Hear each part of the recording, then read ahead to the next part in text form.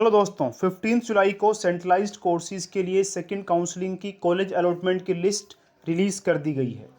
अब देखिए, आज यानी कि 17 जुलाई से एडमिशन का प्रोसेस स्टार्ट हो जाएगा। तो उस लिस्ट में जिन भी एप्लीकेंट्स का नाम है, अगर वो उस लिस्ट में जिस भी कॉलेज में आपको कॉलेज सीट अलॉट हुई है उसमें आपको एडमिशन लेना है, तो आज से देखिए प्रोसेस स्टार्ट है। 17 और 18 जुलाई 2 दिन हैं।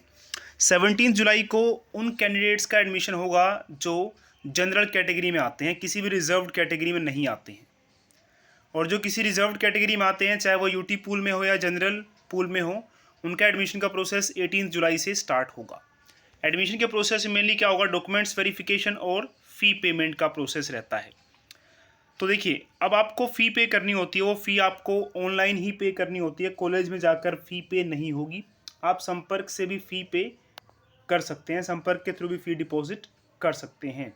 या ये भी कहा जाता है कि एसएमएस आता है आपके रजिस्टर्ड मोबाइल नंबर पर, उस एसएमएस में लिंक दिया होगा फ़ी पे करने का, तो वहाँ से भी आप फ़ी पे कर सकते हैं।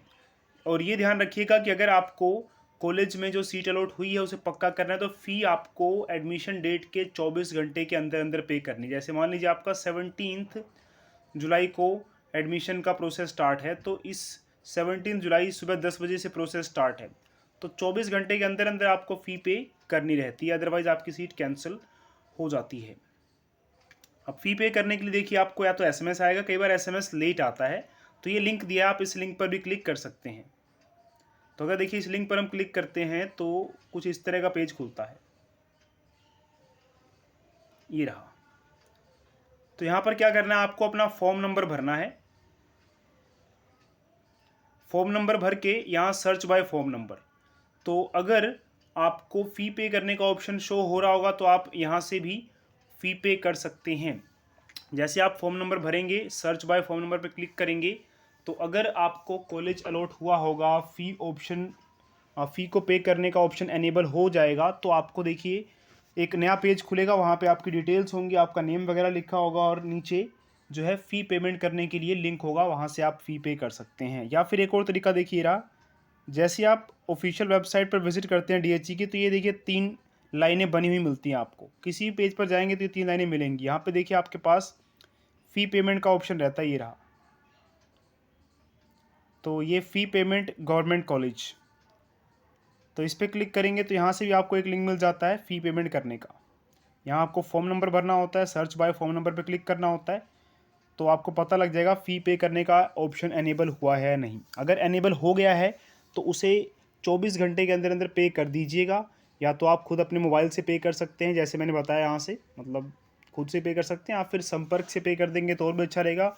वो रिसिप्ट वगैरह भी देंगे तो आपके पास एक प्रूफ रहेगा। वैसे यहाँ से पे करेंगे तो रिसिप्ट डाउनलोड कर सकते हैं, वो आपके ऊपर है किस तरह से आप पेमेंट करना चाहते हैं। बट आपको 24 घंटे के अंदर अंदर, जैसे कि एडमिशन की डेट जो है, उस डेट के 24 घंटे के अंदर अंदर जो है आपको फ़ी पे करनी है। यानी कि जैसे 17 जुलाई सुबह 10 बजे से प्रोसेस स्टार्ट है, तो जो भी जनरल कैटेगरी में आते हैं तो उनके लिए टाइम लगभग देखिए 18 जुलाई सुबह के 10 बजे तक, 24 घंटे लगभग इतने में हो जाते हैं ना।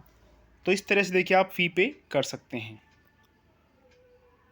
और एक बात और, अगर आपको सेकंड काउंसलिंग में जो कॉलेज अलॉट हुआ है और वो कॉलेज आपको पसंद नहीं आ रहा है, और जो फर्स्ट काउंसलिंग में आपको कॉलेज अलॉट हुआ था वही आपको अच्छा लग रहा है, तो आप फ़ी मत भरिएगा।